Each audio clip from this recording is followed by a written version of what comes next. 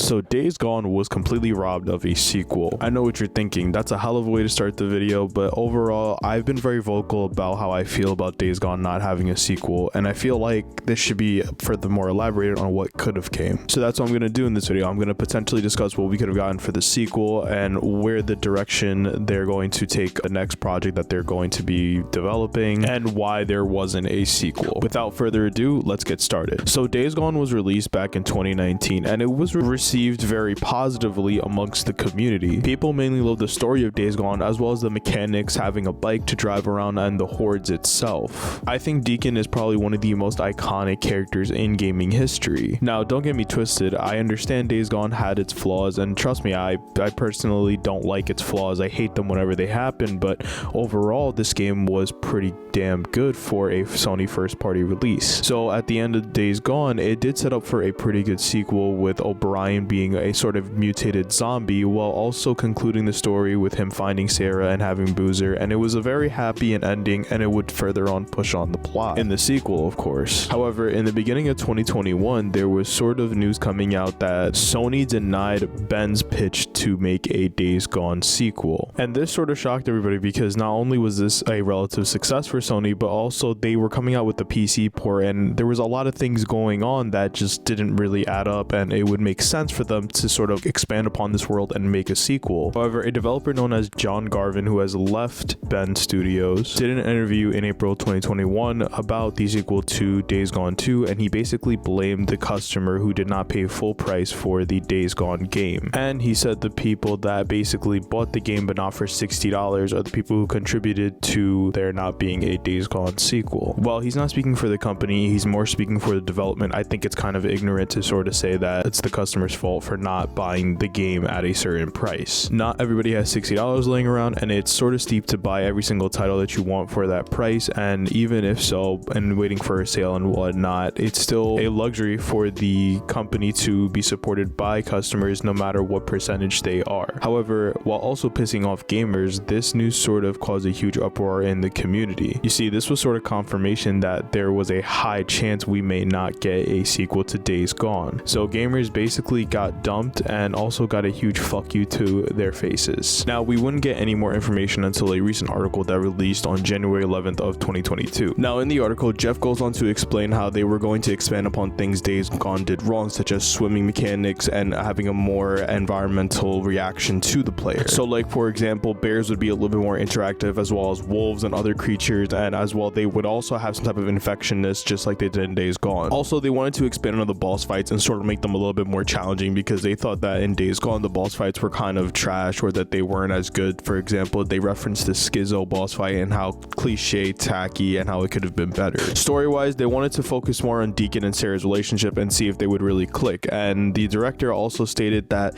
Deacon and Sarah probably didn't have a sort of bond or relationship because, you know, although they were married before the whole entire outbreak, what if now like they realize they're not compatible or they have bumps in the road, and that's something the story would have explored. Also, to me, this is probably the most exciting part, is that they were considering having co-op missions where you and your friends could take on the whole entire world of Days Gone and maybe split up hordes, do missions, etc. To me personally, that sounds awesome and that would have been cool. And although they never got to really develop this game, I feel like if they had more time to develop it, they could have came up with more ideas. Like, for example, what if they had like an Escape from Tarkov mode, something mixed with like the Division, like Dark Zone I believe it's called. I don't know, I didn't really play that game that much, but basically it's sort of like where you have your loot, you go to a place and then you extract, and your friends, enemies can turn on you, and if you lose all your items. I feel like that works so well with this game, and it would have really been cool, unique, and dynamic. However, Ben just didn't get the opportunity to do anything like that. So ironically, when Ben pitched them another Days Gone sequel, Sony rejected them, and they kind of sat there confused, asking themselves what to do. So there were sort of two rumors that went around. So rumor number one was that Ben would be sort of working on the Last of Us remake, which we know is coming, and that was leaked by Tom Henderson a long time ago. Now, rumor number two states that instead of completely throwing away all these assets, they are actually developing a new open world game,